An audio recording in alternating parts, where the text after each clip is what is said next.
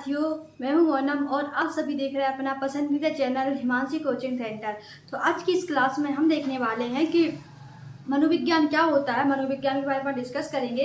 जैसा कि आपने पिछली वाली वीडियो में देखा था, मैंने आपको बताया था कि मनोविज्ञान की मैंने परिभाषा बताई थी, आपको उसका थोड़ा बहुत इतिहास बताया था और मैंने देखा था कि मनोविज्ञान दो शब्दों से मिलकर बना होता है। इसका अर्थ होता है शिक्षा प्लस मनोविज्ञान। शिक्षा मनोविज्ञान दो शब्दों से मिलकर बना होता है, इसको क्या कहते हैं, शिक्षा प्लस मनोविज्ञान। मनोविज्ञान का मतलब होता है व्यवहार का अध्ययन करना और शिक्षा का मतलब होता है व्यवहार का परिमार्जन करना। ये अपन ने पिछली वाली वीडियो में देख लिया था। आई होप आप सभी ने पिछली वाला वीडियो देख लिया होगा और उसका जो कॉन्सेप्ट था आपने, आई होप आप सभी बच्चों ने उसको समझ लिया होगा और आपको इजीली वे में समझ में आ गया हो, क्योंकि मैंने बहुत ही इजी वे में आपको समझाने की कोशिश की हुई है। तो अगर जिन बच्चों ने आप ये पिछला वाला वीडियो नहीं देखा है तो पहले जाइए उसको आप देख लीजिए, ताकि आपको इससे जो अपन आज अपनी क्लास करने वाले हैं उसका आपको जो बेसिक है और अपन मनोविज्ञान के बारे में थोड़ा और ज्यादा जानने की कोशिश करेंगे, थोड़ा डीपली समझने की कोशिश करेंगे, तो वो आपको अब इजीली समझ में आ जाए। तो आई होप आपसे बच्चे अब रेडी हो गए होंगे और अपनी पेन कॉपी अपने पास में रख ली होगी, क्योंकि यहाँ पे जो भी मेन पॉइंट आएंगे, जो भी मैं यहाँ पे की पॉइंट लिखूंगी, तो वो भी आपको अपनी कॉपी में नोट करने हैं, ताकि जब आपके एग्जाम में आए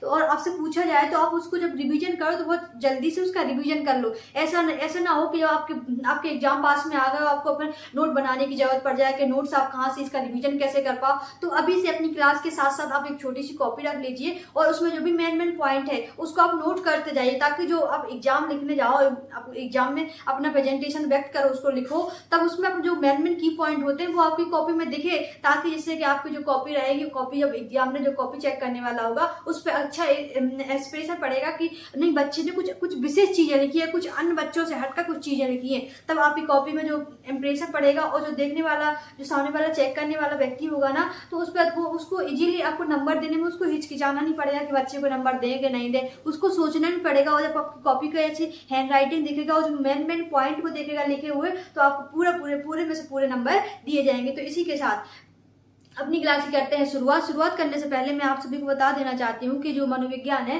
मनोविज्ञान के बारे में परिभाषा और इसका थोड़े से पढ़ने डेफिनेशन देख ली थी। कौन से वैज्ञानिक के द्वारा, एक कॉल्सनिक के द्वारा देखी थी। कॉल्सनिक मनोवैज्ञानिक ने क्या कहा था मनोविज्ञान के बारे में, और इसके साथ मैंने देखा था BF स्किनर ने क्या कहा था। उसने बताया था कि जो अरस्तु ने शिक्षा पद्धति व्यक्त की थी, इसको क्या कहा था, इसको ही मनोविज्ञान की जननी कहा था। तो अब समझते हैं जो शिक्षा मनोविज्ञान होती है उसकी थोड़ी हिस्ट्री जानते हैं, मतलब उसके इतिहास के बारे में थोड़ा डिस्कस करते हैं। तो चलिए स्टार्ट करते हैं। स्टार्ट करने से पहले आपने एक महान मनुशास्त्र वो वैज्ञानिक हुए हैं जिनका नाम है सिकंदर के बारे में आई होप आप सभी बच्चे तो जानते होंगे, सभी लोगों ने थोड़ा बहुत सुना होगा कि सिकंदर क्या था, एक महान शासक था। तो अपन को सिकंदर के बारे में नहीं जानना है, लेकिन मैंने आपसे जैसे पूछा है कि सिकंदर के बारे में आप सभी को थोड़ा बहुत तो नॉलेज होगा, इतना मैं मान के चल रही हूँ। तो सिकंदर नाम के एक महान शासक थे जिनके गुरु कौन थे, अरस्तु नाम के एक व्यक्ति, जिनको मनोविज्ञान में दर्शन शास्त्र का जनक कहा जाता है। तो वो एक अरस्तु नामक व्यक्ति थे। इनके द्वारा जो दर्शन शास्त्र दिया गया था, इसको ही क्या कहा जाता है, इसको मनोविज्ञान की जननी कहा जाता है। अर्थात कहने का तात्पर्य ये है यहाँ पे कि जो मनोविज्ञान है, मनोविज्ञान की उत्पत्ति कहाँ से हुई है, तो दर्शन शास्त्र कहता है, दर्शन शास्त्र में बताया गया है कि जो मनोविज्ञान है इसकी उत्पत्ति दर्शन शास्त्र से हुई है। तो ये कौन कहता है, ये अरस्तु के द्वारा ऐसा बताया गया। तो तभी से ऐसा माना जाता है कि जो दर्शन शास्त्र है इससे ही मनोविज्ञान की उत्पत्ति हुई है। तो अब आपको समझ में आया होगा कि जो अरस्तु नामक व्यक्ति है, इन्होंने कहा कि जो मनोविज्ञान है, मनोविज्ञान कैसा विज्ञान है, आत्मा का विज्ञान है। तो बहुत सारे तब उस टाइम जनता ने कहा कि ठीक है सर, आप कह रहे हो कि जो मनोविज्ञान है आत्मा का विज्ञान है, हम लोगों ने मान लिया, लेकिन हमें कुछ इसका प्रमाण तो दीजिए, कुछ प्रत्यक्षीकरण हमारे सामने, कुछ प्रस्तुत तो कीजिए, कुछ तथ्य तो दीजिए, ताकि हम समझे कि आत्मा होती क्या है, क्या हम आत्मा को देख सकते हैं, क्या ऐसा कुछ है क्या। तब अरस्तु नामक जो व्यक्ति थे, इन्होंने इस तरह से कोई तथ्य या प्रमाण प्रस्तुत नहीं कर पाए थे जनता के सामने। तब ऐसा कहा जाता है कि जब अरस्तु नामक व्यक्ति थे,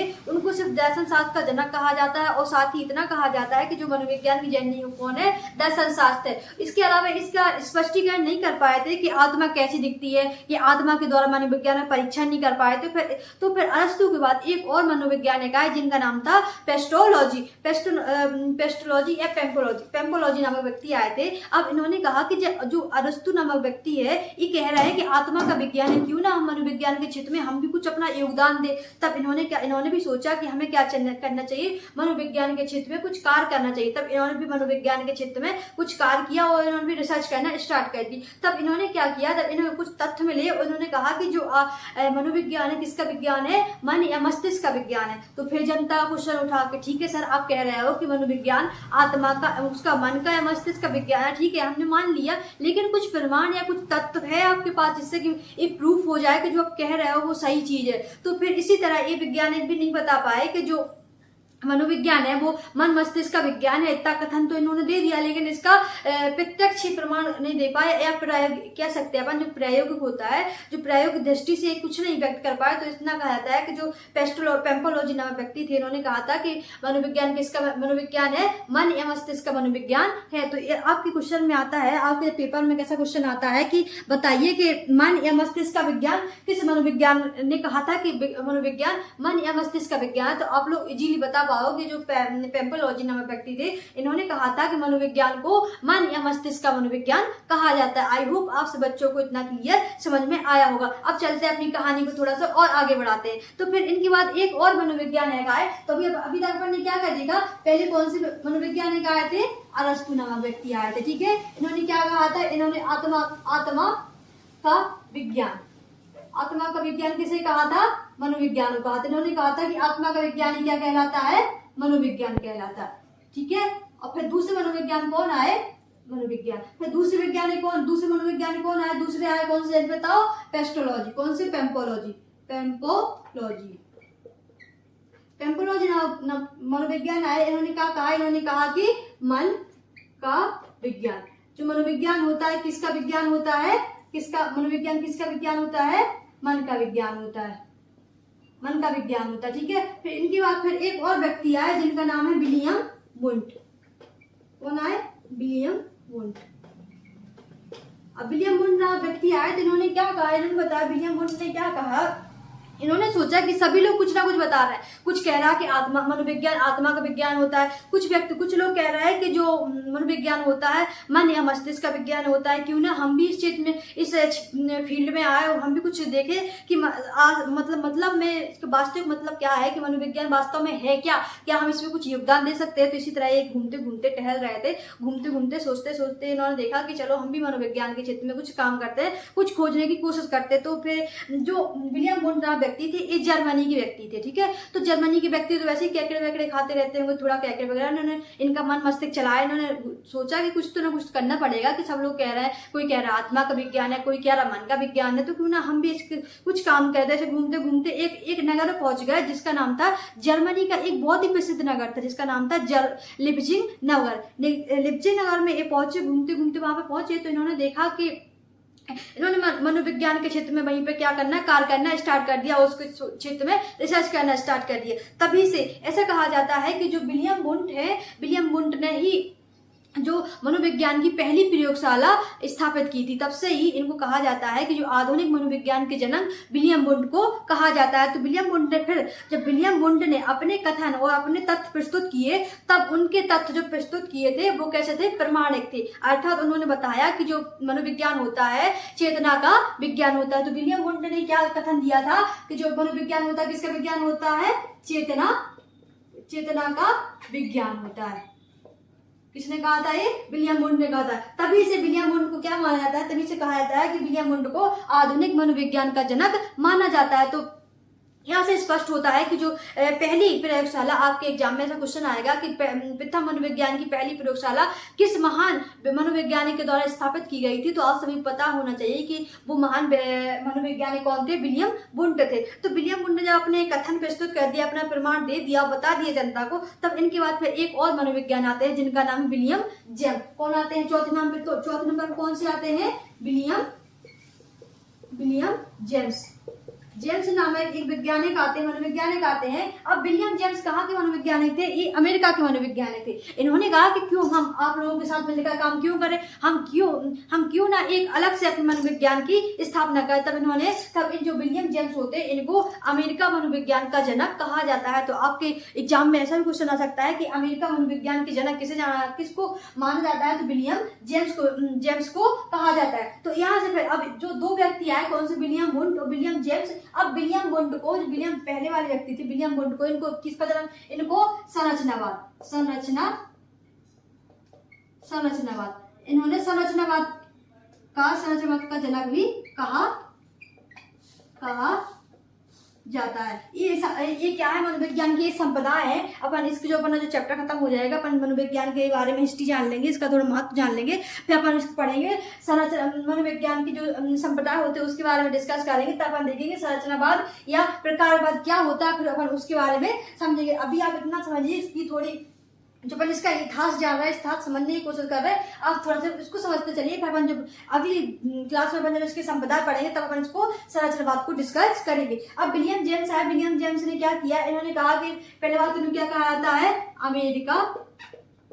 अमेरिका मनोविज्ञान का जनक कहा जाता है, ठीक है। और इनको किसका, इन्होंने प्रकारवाद का भी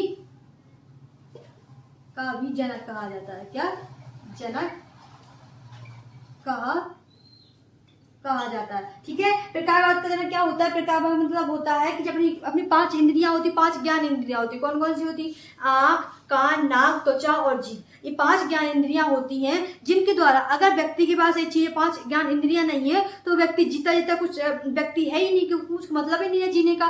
तो इन्होंने क्या कहा था, विलियम जेम्स ने कहा था कि जो मनोविज्ञान होता है, मनोविज्ञान कैसा है, प्रकारवाद है। प्रकारवाद मतलब होता है कि इसमें 5 ज्ञान इंद्रियां कौन सी होती है, कभी होता है आंख, ठीक है, फिर आपके पास होती है नाक, फिर क्या होता है कान होता है, फिर क्या होती है जीभ होती है, फिर क्या होती है त्वचा। ये जो 5 ज्ञान इंद्रियां हैं, इनके द्वारा व्यक्ति क्या करता है, अपनी संवेदना जो भी घटनाएं हो रही है, जो भी अपने आसपास घटनाएं हो रही है, जो भी संवेदनाएं होती है, इन 5 ज्ञान इंद्रियों के द्वारा अपन जो ग्रहण करते हैं, इनसे क्या होता है, अपन को इनपुट मिलता है। मतलब इनपुट कहाँ मिलता है, अपन ने देखा कि आंख से देखा कि कोई घटना हो रही, इनपुट मिला अपन को, देखा अपन ने आंखों ने सीधे किसको संदेश भेजा, सीधे मस्तिष्क को भेज दिया। किसको भेज दिया, मस्तिष्क को भेज दिया। तो इनको कहा जाता है संवेदनशील ऑर्गन्स।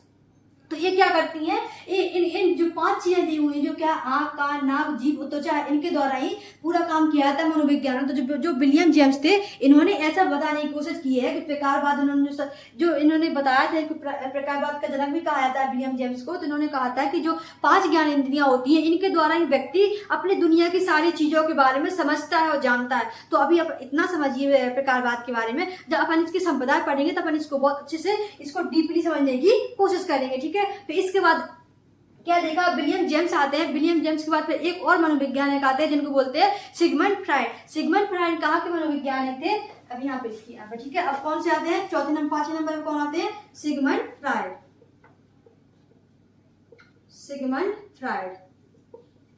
और सिगमंड फ्राइड कहाँ के मनोवैज्ञानिक थे, ये ऑस्ट्रेलिया के मनोवैज्ञानिक थे। इन्होंने मनोविश्लेषणात्मक मनोविज्ञान के जनक कहा जाता है। किसको कहा जाता है, सिगमंड फ्राइड को कहा जाता है। सिगमंड फ्राइड ने बताया कि जो मस्तिष्क होता है उसको कितने प्रकार का होता है, कितना होता है, 3 प्रकार का होता है। पहले मन कितने प्रकार का, 3 प्रकार। कौन कौन से, चेतन मन होता है, अचेतन मन होता है, अचेतन मन होता है। मतलब अपने जो जितनी क्रियाएं होती हैं, व्यक्ति कब अच्छा होता है, कब उसके गुण खराब हो जाते हैं, कब व्यक्ति नेचर का कुछ गलत काम करने लग जाता है, कब उनकी जो ऊर्जा होती है वो उत्पीड़ित हो जाती है, उत्पन्न हो जाती है, ये सब किसने डिस्कस किया था, इस सिगमंड फ्राइड ने बताया हुआ था। तो आई होप आप सभी बच्चों को अब इतना क्लियर हो गया होगा। जो मैंने आपको कहानी बताई, ये कहानी के द्वारा आपको मनोविज्ञान का जो हिस्ट्री बताने की कोशिश की है, क्योंकि जब तक आप जो मनोविज्ञान है, वहाँ मनोविज्ञान का उद्गमन कहाँ से हुआ है, इसका अपन हिस्ट्री कहाँ से जाने, जब तक आप इन सभी को चीज़ों को नहीं समझोगे तब तक आप मनोविज्ञान में समझने में थोड़ी आपको दिक्कत हो सकती है। क्योंकि किसी भी चीज़ को जब समझते हैं तो उसका बिल्कुल जीरो से समझने की कोशिश करनी चाहिए, ताकि आपका पूरा कॉन्सेप्ट क्लियर रहे और फिर आपको इसमें डाउट आने की कोई संभावना ही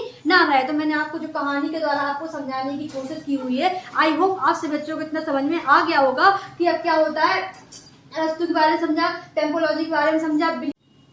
आई होप आप सभी बच्चों को आज का कंटेंट पसंद आया होगा और आज की आपकी क्लास भी अच्छी लगी होगी। अगर क्लास अच्छी लगी तो प्लीज़ लाइक कीजिए, शेयर कीजिए, कमेंट कीजिए। और अपन कल इसके आगे देखेंगे जो मनोविज्ञान के संप्रदाय के बारे में हम डिस्कस कर रहे हैं कि मनोविज्ञान के संप्रदाय कितने प्रकार के होते हैं, तो कौन कौन संप्रदाय होते हैं। जैसे कि मान लीजिए संरचनावाद संप्रदाय होता है, या प्रकारवाद संप्रदाय होता है, मनोविश्लेषणात्मक संप्रदाय होता है, व्यवहात्मक संप्रदाय होता है। तो ये संप्रदाय होते क्या है, इसका महत्व क्या है, तो अपन कल क्या कहते हैं, कल मनोविज्ञान के संप्रदाय को देखेंगे। और अगर टाइम बचा तो अपन उसकी उपयोगिता और उसका महत्व भी देखेंगे। फिर परसों से अपन करेंगे क्या, बाल विकास का अध्ययन करेंगे। बाल विकास जब विकास होता है, बच्चे का विकास होगा तो किस तरह से उसका विकास होता है, कब बच्चे का विकास होना स्टार्ट हुआ था। जैसे ही बच्चा गर्भ में आता है, क्या तभी से उसका विकास होना स्टार्ट हो जाता है, क्या उसके बाद में उसका विकास होता है। तो इस तरह के जो क्वेश्चन बनते हैं, बहुत सारे क्वेश्चन बनेंगे, तो अपन अब इनको देखेंगे अपनी नेक्स्ट वाली क्वेश्चन में। तब तक के लिए आप इस क्लास का रिवीजन कीजिए, खुद से एक बार इसको पढ़ने की कोशिश करना, समझना।